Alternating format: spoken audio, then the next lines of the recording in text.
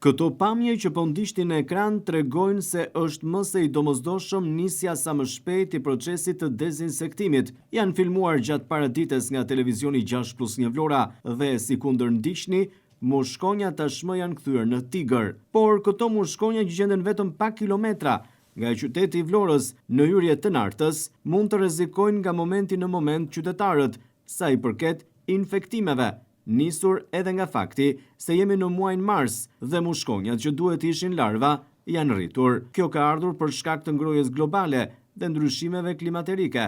Megjithatë, duhet që institucionet të shikojnë mundësinë edhe të nisjes sa më shpejt të procesit të dezinsektimit. Vetëm pak ditë më parë, gjatë një interviste të dhënë për televizionin 6+1 Vlora, shefi epidemiologjisë Agron Bashllari i pyetur nëse ka ardhur momenti që ky proces të nisë sa më shpejt me ndryshimet klimatike, dha këtë përgjigje. Ndryshimet stinore, pra ngrohja e temperaturës sigurisht favorizon zhvillimin e vektorëve, pra të mushkonjave, dhe siç u thash, për këtë arsye do synojmë që ta fillojmë trajtimin sa më shpejt, pra që në javën e parë të prillit, pra të fillojmë ciklin e trajtimeve për gjatë gjithë sezonit veror.